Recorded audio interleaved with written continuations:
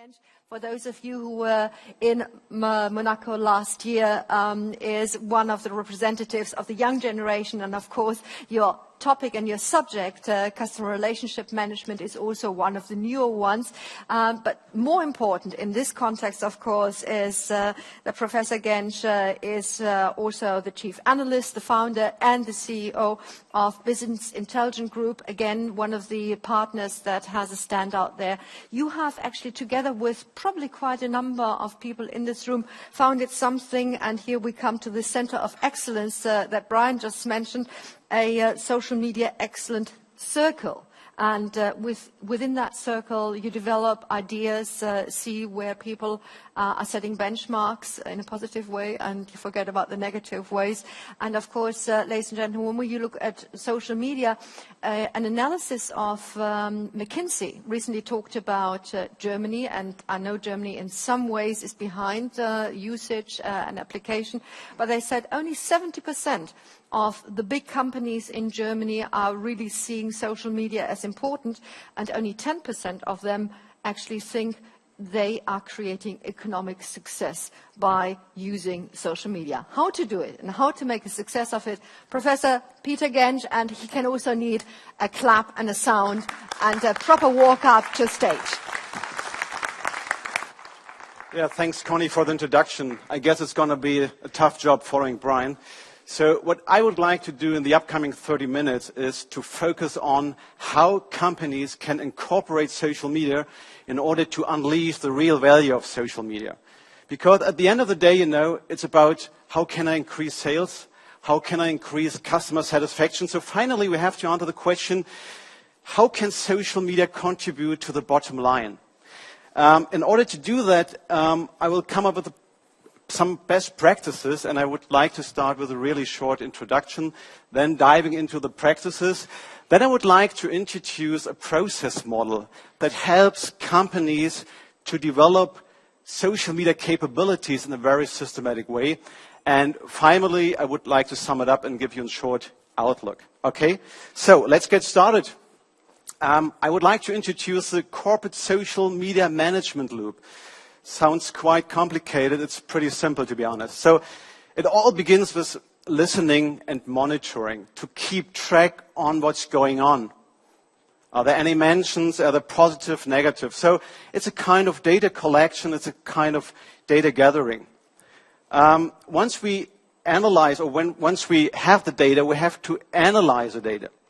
So that could be very simple stats like counting the number of posts, but also going to more sophisticated analytics like what are the influencers? Are there any trends coming up? Are there any issues? So it's a huge variety of different ways you can analyze the data. So we have to put the big data into the smart data, into the right data. And it's also about the social CRM. Very interesting. How can we combine our CRM systems with the social media sphere? I will come to this point in more detail later. And of course, it's about big data. I think the most challenging part is how can we derive actions out of the analytics? I think you're all aware of the slogan, turning data into dollar. Actually, it's not that easy as it sounds. How can we act on the data? How can we carry out? How can we run campaigns? Very challenging part, actually. And finally, we have to close a loop, otherwise obviously it wouldn't be a loop. We have to measure the performance of our campaigns, our initiative. So pretty simple, it's about analyzing, listening and acting.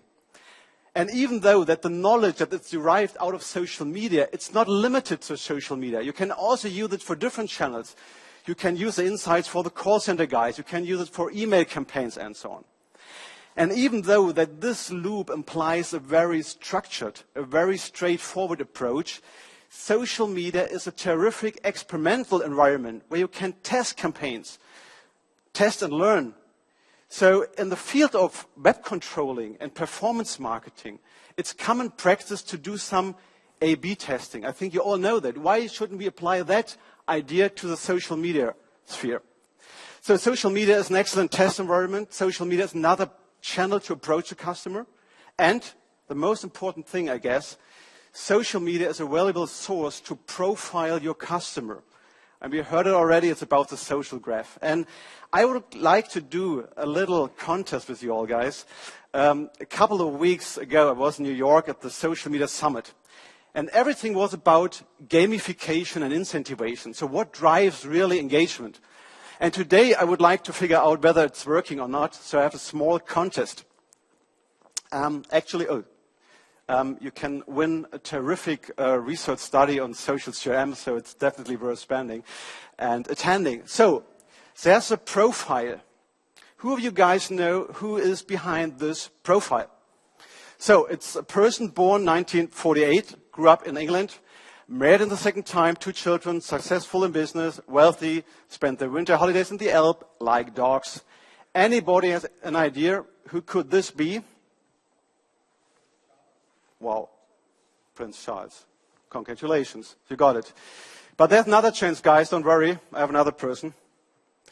So this person, completely different, born 1948, grew up in England, seems to be quite similar. Some kind of copy and paste mistake, maybe? No, it's another person. Another chance for you guys. It's not Prince Charles? No? Any ideas?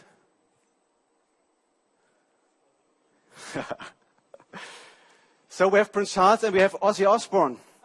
You won't believe. So the most compelling definition of CRM is from Pepper and Rogers, saying treating different customers differently. But how the hell should I treat this type of people differently, because it seems to be quite similar? So what makes a difference? Of course, Facebook makes a difference. You won't believe they have a completely different social graph. They have different likes. They have a different peer group. So what I'm trying to say is social media is a very powerful tool to enrich data, to profile your customers, to really get deep insights of the customer, of the market. Okay, let's get serious again and dive into the examples. So I would like to come up with 3 different practices. So one refers to social media marketing. We're looking at Bosch. Then we have the social media service, which is related to DHL and Deutsche Post. And finally, we have this topic of social media issue and reputation management that refers to a couple of companies. Okay, let's start with the first one. It's about social media marketing. It's about recommender marketing, recommendation marketing, and all that stuff. And I will start to show you an example. So it's Bosch. I think you all know that. Global company. So it's about gardening tools, it's about drills, so all this do-it-yourself stuff.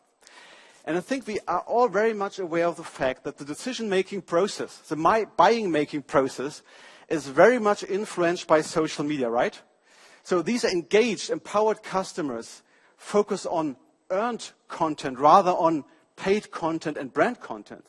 So if you are looking for a new product, what you're usually doing, you type in Google and you look for this product. And you're not looking at the ads, you're looking what other people will recommend.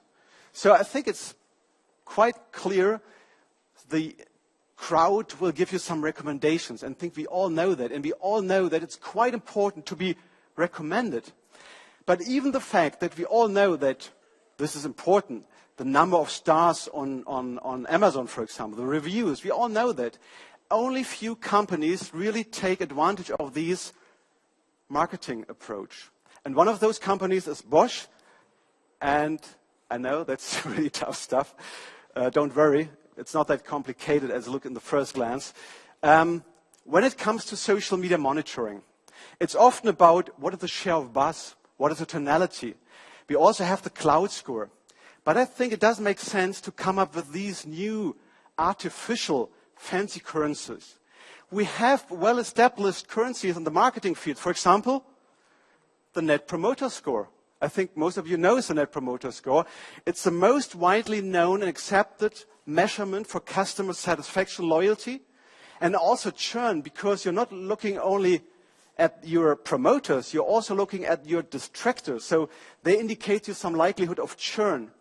So the Net Promoter Score is a very powerful tool to act on in the marketing field. Usually it's calculated in the market research twice a year. It's expensive, it's biased, and it's not real time. But based on social media data, you can calculate the Net Promoter in a real-time manner. And you can also compare your Net Promoter Score with that of your competitors. So it's a very actionable, run the business metric you can use. I think it's much better than just looking at the share of buzz, okay? Another KPI that should be interesting for the marketing field is the positive brand share. So how your brand is perceived in social media. Or the recommendation share. What is your piece of the overall recommendation cake? And finally, how your products are perceived in the market if you just look at the stars on Amazon. So what I'm trying to say, it's not about the number of posts. You have to come up with really actionable metrics. The good news is that the variables, the ingredients of that complicated formula are quite easy. At the end of the day, it's about the number of posts, the tonality, but you have to compile it in a smart way to get these compounded, actionable metrics. And these metrics are fed into a reporting scheme that provides you with a very detailed view. You can see for Germany, for the US, you can look at a very general level regarding the brand as a whole. You can look at certain product categories, and it can even break down to a single product. You have a very detailed view just based on social media data. No market research required, just using the social media as a data warehouse to get these kind of information. Some of you might say, okay, another report nobody's looking at. No. Because these kind of measurements are part of the marketing process at Bosch. There's no single KPI that has no action plan behind. So, for example, look at the recommendation share. Whether you are underperforming, overperforming, there has to be taken a certain action. So it's not some nice icing on the cake. It's really part of the marketing process. And above that, the marketing guys are paid for that. It's part of the objective scheme. It's part of the incentive scheme. So doing that, you can really ensure that social media KPIs are becoming part of your business. So they're integrated into the process. And of course, they have some fancy dashboards where you can slice and dice, you can drill down the data. I think you all know that. And I think some of you might say, okay, he wants to talk about social media marketing and all this analytical stuff. I know social media marketing is very much about communication. This brings me to my next point. And this is the Bosch Solar Energy, which is more related to the business and business environment. And I guess it's hard to read, but somebody says, I just signed a contract, hope it was the right decision. This is a perfect opportunity to jump in and say, well, congratulations, it was definitely the right decision. Or another opportunity to jump in would be, welcome the 100,000 Facebook fan. Or another could be, when somebody checked in on Foursquare, just to welcome him, and hopefully you have some information that might fit in the location.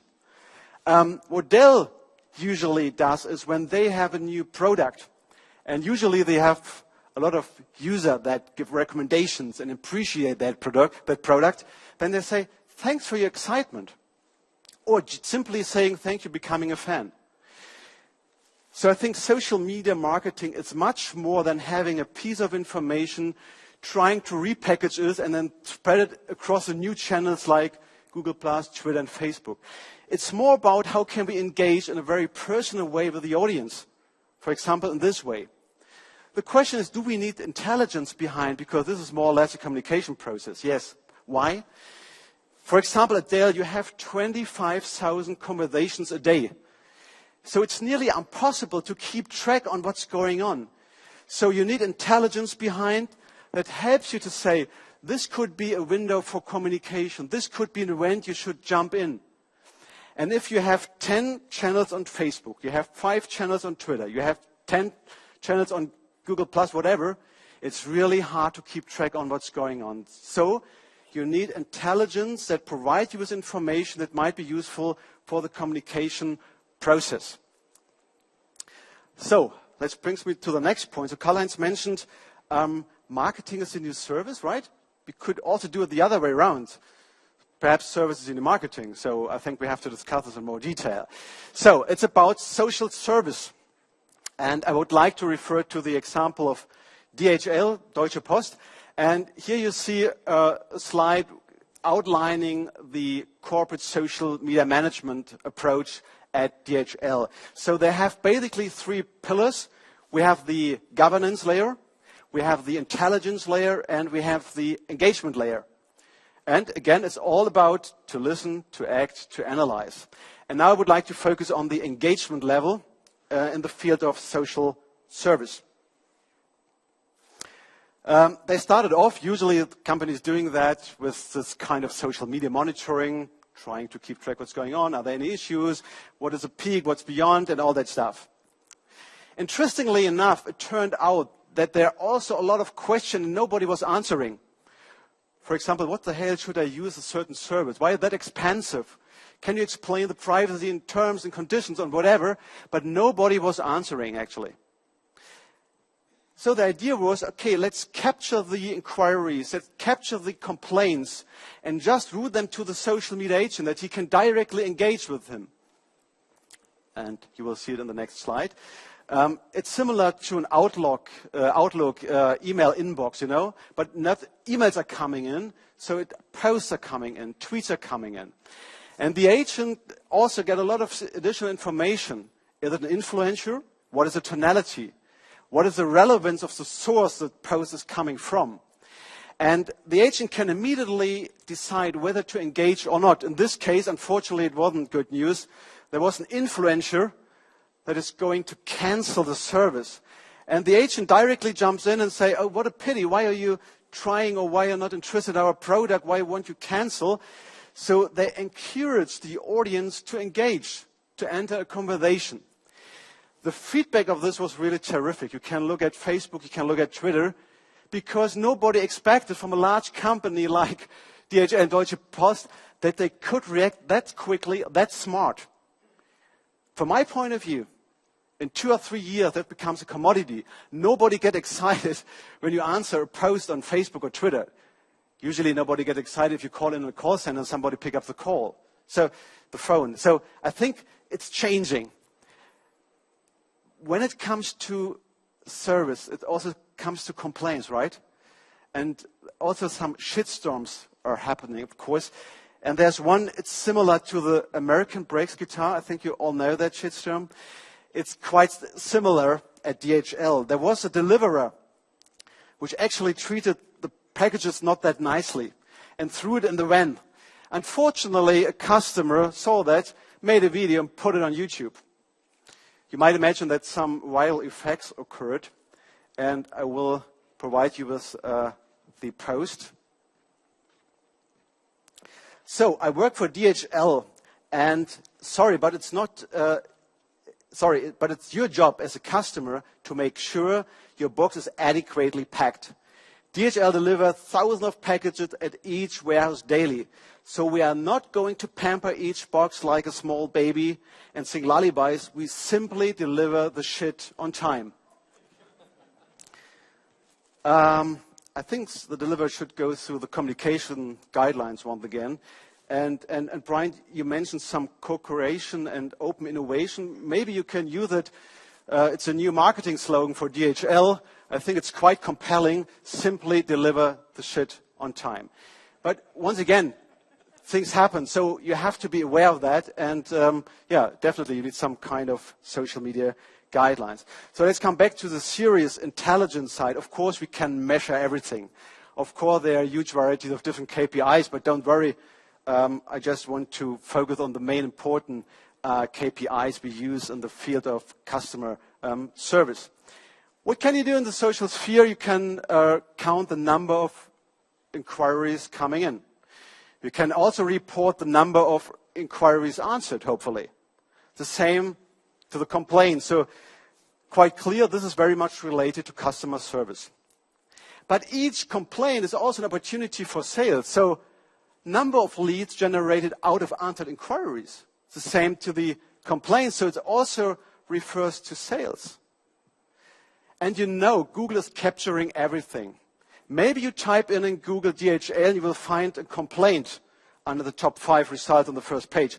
Hopefully also in combination with a resolution. So it also refers to marketing because you get some exposure on Google if you do this kind of things. What I'm trying to say, that's not that clear-cutting dividing line between sales service, and marketing. It's changing.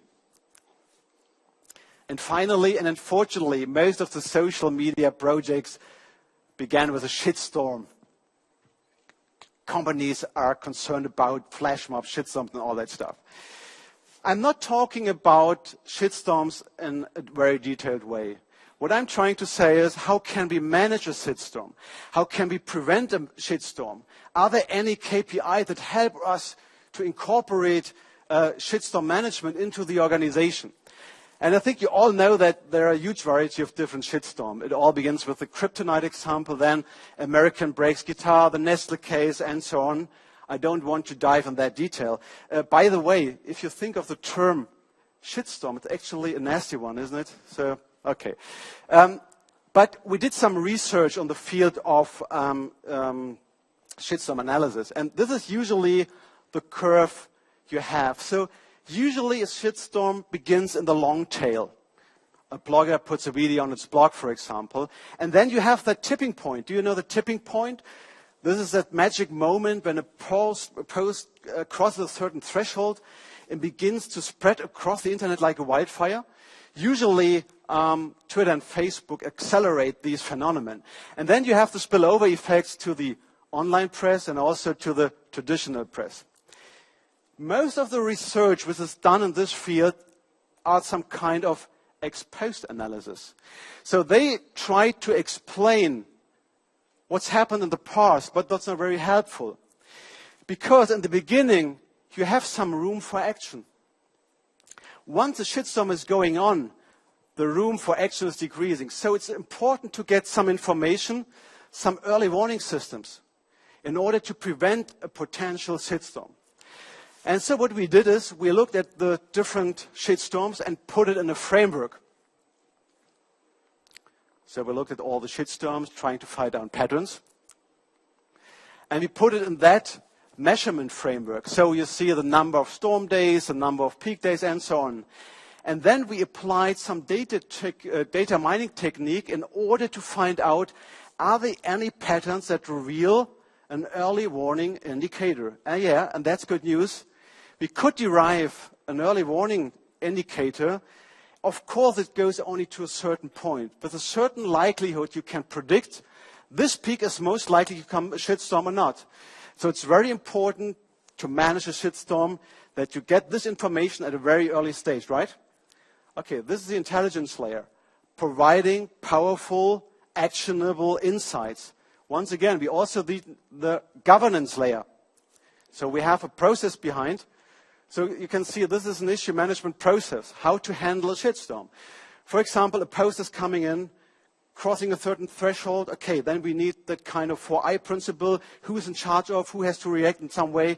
So there's a process behind. So once again, you need to have some intelligence and you need to have some processes, some organizational stuff behind in order to unlock the true value of social media.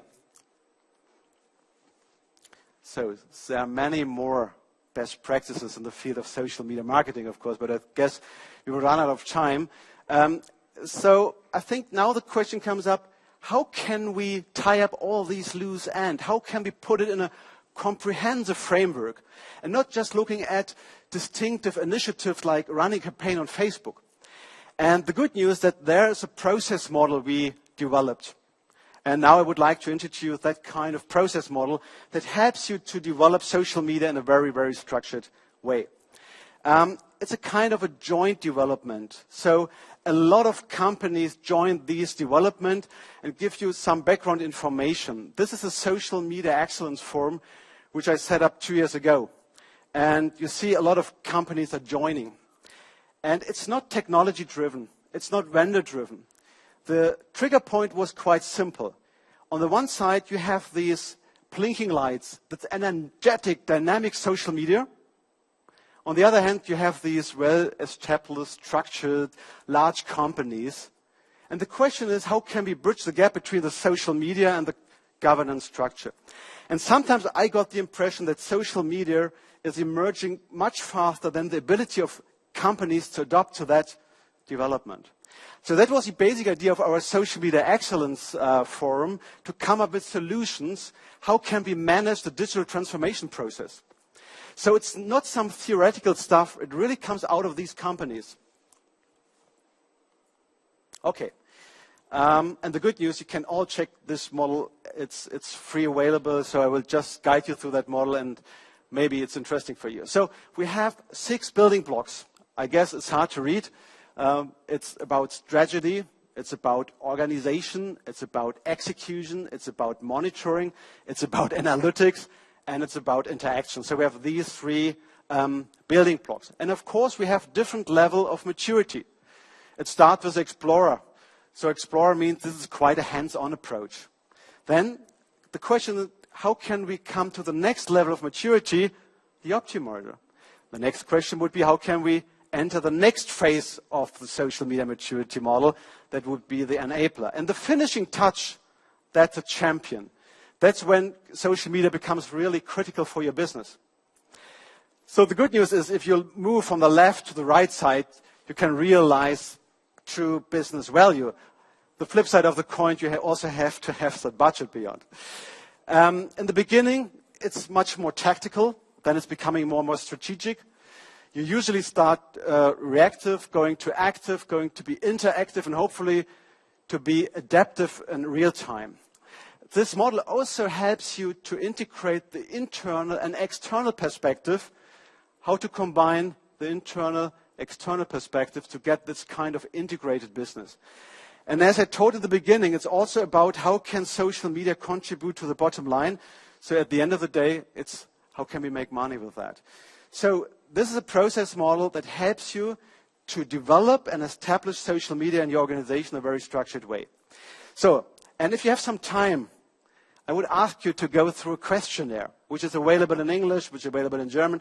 And if you go through that questionnaire, this model will provide you frankly and honestly your current position.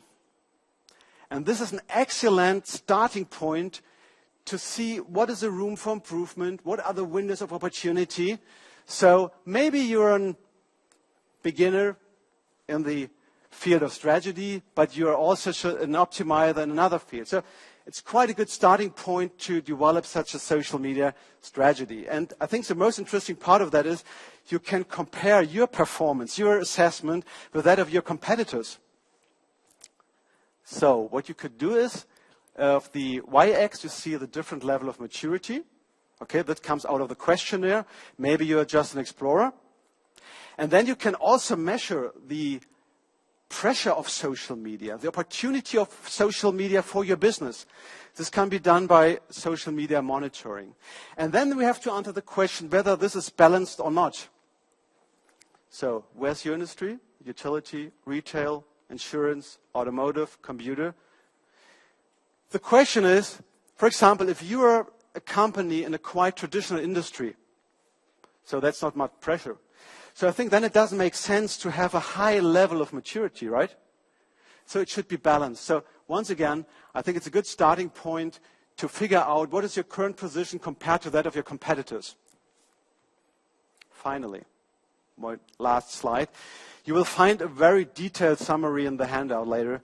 So I just would like to leave you with one last slide. And there's one question that remains to be clarified, to be honest. And it's about data privacy. We also covered that several times. And I have a nice last slide for you guys. So I think it's hard to read. I think you know this guy. It's not up here. Ah, no, here we go. That's good news. Do you know him? I guess so. So I give private information on corporations to you for free, and now I'm the villain. There's another guy you might know, Mark Zuckerberg. So I give you private information to corporations for money, and I'm man of the year. So as you can see, it depends on the perspective. But the good news is there is a way to manage social media in a privacy-compliant way.